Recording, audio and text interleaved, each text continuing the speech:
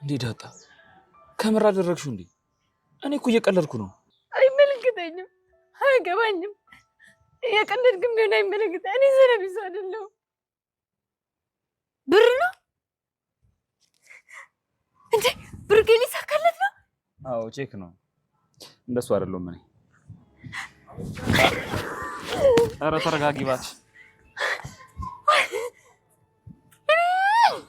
ልጁ ልትታከም ነው። ይሄ ካልሆነ ደግሞ መሀሌት እንዳሸነፈች ነው የሚቆጠረው። እኔ ቃሌን ጠብቄያለሁ። ይሄ 1.5 ሚሊዮን ብር ነው። ልጁን ያሳክምበት። አንተ ግን መልካም ሰው ነህ ኪድዬ። እየቀለድኩ አይደለም። እኔ ይሄንን ያደረኩት ስላለፈው ስለ ልጅነታችን ስለ ጓደኝነታችን ስል ነው። በይልኝ። ኧረ ነው እንዴ? ስማይ ግን አሁን እኔ ባንክ ምናምን ወስደው አይሰጡኝም? አይሰጡሽም። በብሩክ ስም ነው የተጻፈው እና ደግሞ ከእናቴ አካውንት ስለሆነ እራሱ መሄድ አለበት። ለሱ ስጪው። አይ በቃ ቻው። ምንድነው? እሺ በእናትህ ተነዝለለ። በቃ በደስታ እኮ ነው የምትዘለው። ተነዝለለ። ለምንድነው የምዘለው? አንተ በቃ አይረባም እንዴ? በቃ ተነዝለ። ያውን ከተቀበለኝ ይምርሽ ነው ዳጣ። እኔ ልጅ ነይ እናቴ።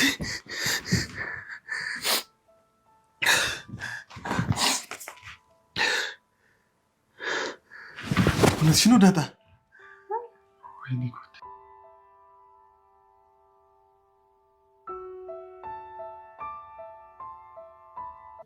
ወይኔ ተበላ። ወይኔ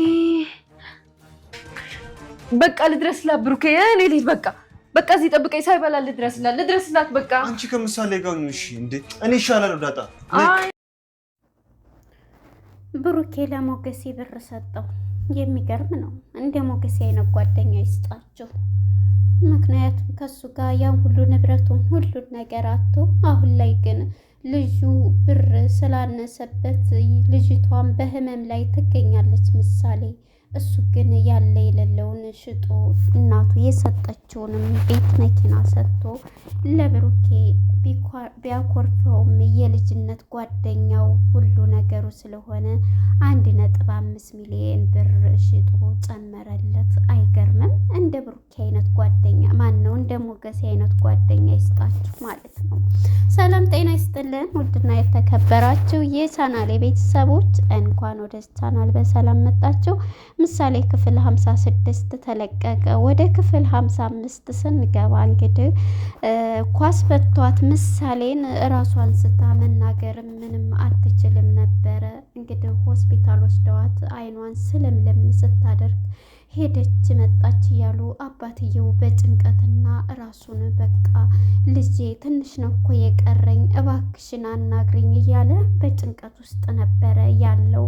እሷም ግን ልትናገርም አልቻለችም። ራሷን ስታ ወድቃለችና እንግዲህ ወደ ክፍል 56 ስንመጣ ምሳሌ ያው አይኗን ገልጠዋለች። ነገር ግን መናገር አትችልም። መጻፍ ትችላለች፣ በአይኗ መስማት ትችላለች። አይኗ ያያል እንጂ መናገር አትችልም። አባትየው ግን በጭንቀትና በእንትን ውስጥ ይገኛል። እባክሽን ልጄ አናግሪኝ፣ እኔ እኮ አባትሽ ነኝ። ትንሽ ቀን ነው ትንሽ ነው የቀረኝ። በቃ ሕክምና እኮ ልንሄድ ነው።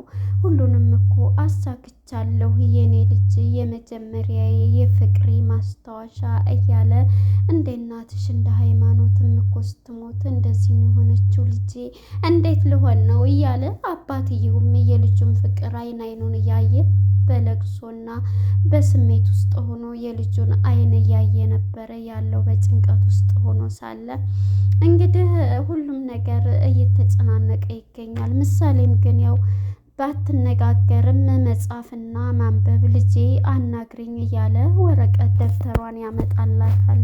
ሲያመጣላት ጻፊ እስኪ አናግሪኝ ሲል አባቴ እወድሃለሁ ብላ ትጽፍለታለች። በዚህም ጊዜ አባቷ ብሩኬም ደስ ይለዋል። እኔም ልጄ እወድሻለሁ እያለ ነበረ የነበረው።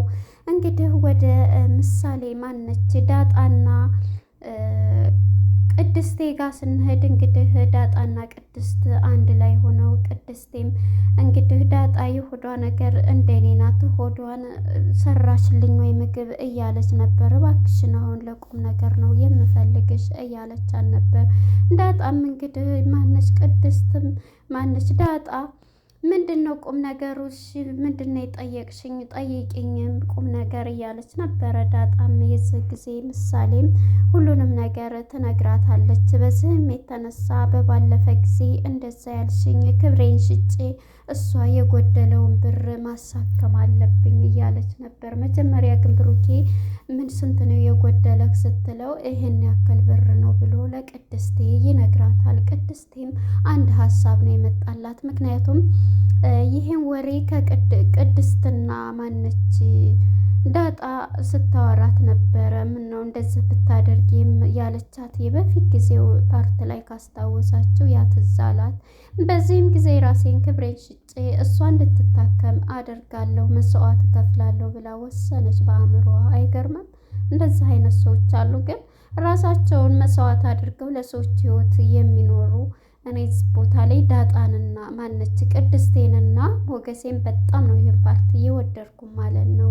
ቢጣላውም ብዙ ነገርም ቢጠፋበት ሞገሴ ነገር ግን ጓደኝነቱን ሁልጊዜም በልቡ ውስጥ ስለሚወደው ምንም ይሄን ነገር ቢያጣም አሁንም ነገር ግን ሊለየውም ለሱም ከመርዳት ውጭ ምንም ሊያደርግ አልቻለም። የሚወዳት ፍቅረኛውን ሉሊትን ቤቱ ድረስ ይዞ መጥቶ ይንትን ያለው ነው። ለልጁ ሲል ግን ብዙ መስዋዕት እከፍላለሁኝ፣ ሰርቄም ዘርፌም ቢሆን አንቺን ህይወት እታደጋለሁ እያለ ነበረ። ማን ነው ብሩክም ያለው ነበረ። እንግዲህ ይህንን ወደ ኋላ ስንመጣ ቅድስቴም ይህን ነገር በምትላት ጊዜ ዳጣ ሁሉንም ነገር እኔ እኮ በባለፈ ያልኩሽ እየቀለድኩ ነው አመረርሽው እንደ እያለቻት ነበር። በእናትሽ የኔ ህይወት የእሷ ህይወት መትረፍ አለበት እያለች አሁንም ድረስ ይህንኑ ትላታለች። በቃ ግን እኮ እንዴት የታደረሽው ቢልሽስ ስታገቢ ባለቤትሽ እያለቻት ነበረ። እሱ በጊዜው ይሆናል የጥያቄው እንትን በቃ በእናትሽ እያለች በቃ ራሷን መስዋዕትነት ልትከፍል ወደደች። ክብሬን ሽጬ በቃ እሷ እንድትታከምና በህይወት እንድትተርፍ እፈልጋለሁ በማለት ትላታለች። ቅድስቴም እንግዲህ ማነች ቦታው ይዛት ትሄዳለች። ዳጣ ማለት ነው። ዳጣ ይዛ ስትሄድ እንግዲህ እዛ የገጠማት እንግዲህ ሸባው ትልቅ ሰውዬ ነው። እንደዚህ ነው ጠጭ አለኝ እያለች ለማነች ጋሽ እንዳይሰማ ስለዚህ እንዳታዋሪ በማለት ሚስጥር ጠባቂ ናት ዳጣም ማለት ነው። ዳጣም ሁሉንም ነገር እንትን ብላ ትሄዳለች። ይህን ነገር እንግዲህ እሺ በቃ ብላት ይዛት ከሆቴሉ ይዛት ትሄዳለች ለዳጣ። ዳጣም ቁጭ ብላ እየጠበቀቻት ሳለ ሁሉንም ነገር ታስረዳታለች። እንዳትጠጭ መጠጥ ዝም ብለሽ ሸባውን እንትን በይ ዋስ ምጪው ምን አድርጊው እያለች ትነግራታለች። ዳጣም ጨነቀኝ እያለች ነበረ። ቅድስቴም ወይም ተይውና ነይ ቶሎ እያለቻት ነበረ። አንደኛችን ለመትረፍ አንደኛችን መስዋዕት መሆን አለብን እያለች ቅድስቴም ወደ ውሳኔዋ ገብታለች።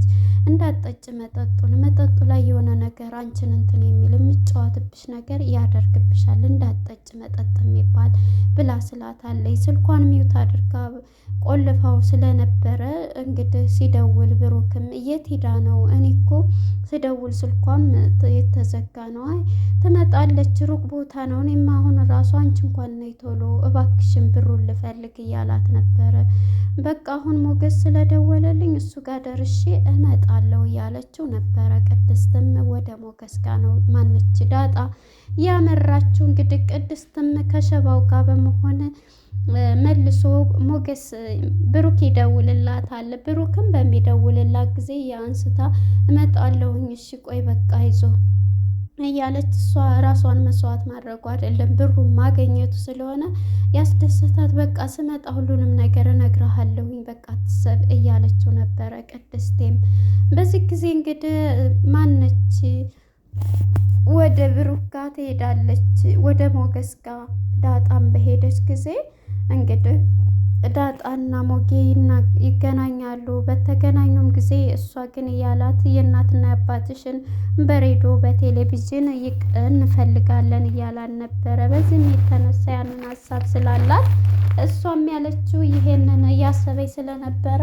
መቼ ነው ቴሌቪዥን ላይ የምቀርበው ምን ምለው እያለችው ነበረ። እሱም እንግዲህ ይሄንን በሚላት ሰዓት እሷም እንደምን ማለትሽ ነው እያለ ሲላት ነበረ። በዚህም ጊዜ አንቺ ዘረቢስ ሲላት በጣም ተናደደች። ይሄን ነገር እንዴት አለይ ብላ ታለቅሳለች። እንዴት ይሄን ትለኛለህ ዘር ይኖረኛል እያለች በጣም ስሜታዊ ትሆንና ታለቅሳለች።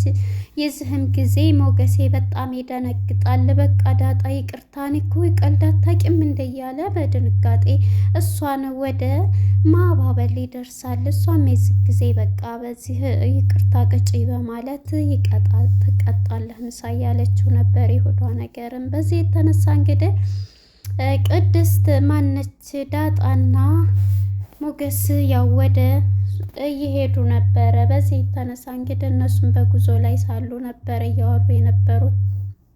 ወደ እንትና ጋር ስንሄድ ይቅርታ ማነች ማህሌትና ሞገስ አሁንም ተገናኝተዋል። ተገናኝተው እንግዲህ ያሉበት ሁኔታ አሁንም በዛው በአላማቸው ላይ ናቸው። ቤቱን እኮ ሸጠው እንደዚህ አደረገው አንተ ቀድመህ እኮ በንበንትን ሳይሆን ቀድሞ ሸጠው በማለት ትናደዳለህ። አንተ እንዴት ታስቆመዋለህ?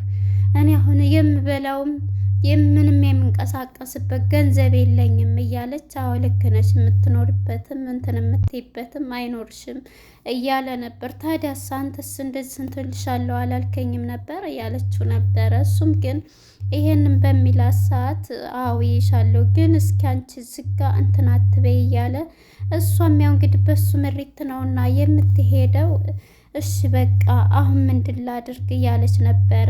እሱም እንግዲህ የምታደርጊው መጀመሪያ ሞገስንም እናጠፋለን እነሱም መግደል ነው ያለብን እያለ ነበረ።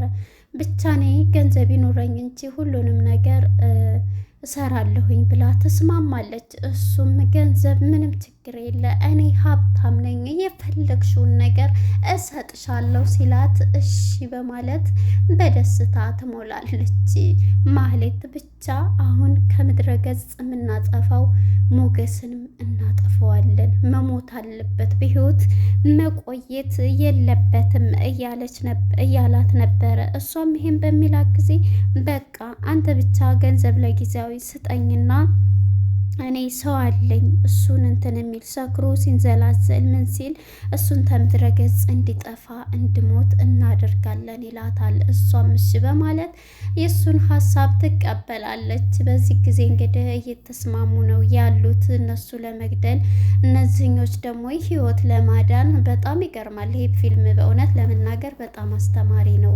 አንደኛው ራሱን ለመሰዋት፣ ሌሎቹ ደግሞ እነዛን ለማጥፋት የሚያደርጉት ሁኔታ በጣም እኔ ምሳሌን ወድጀዋለሁ ማለት ነው። እና አሁን ላይ እንግዲህ ሁሉም ጓደኝነትን በዚህ ውስጥ ስታዩት ሞገስም እንደዛ አድርጎት እንኳን አልተለየውም። ምንም እንትን ቢል በቃ ራሱ ያለ ንብረቱ ተይዞበት፣ ሁለተኛ ደግሞ እናቱ የሰጠችውን መኪና ሽጦ ለሱ ይህን ነገር ውለታ እያደረገለት ነው። ለጓደኛው የምሳሌን ህይወት እየታደጉ ነው። ነገር ግን በዚህ በስተኋላ የዝናና የማህሌት ተንኮል እንደቀጠለ ነው። እሷም ሰው አለኝ የሚገል ስንት ሰው አለኝ ብቻ ገንዘብ ስጠኝ በማለት ማህሌት ከዝና ጋር ትስማማለች። የዚህም ጊዜ እንግዲህ ዝናም እሺ በማለት ሁሉንም ነገር አደርግልሻለሁ፣ ነገር ግን ይሄን ስራ የምትሰሪው ኤፍራታ ጋር ሆነሽ ነው። ኤፍራታ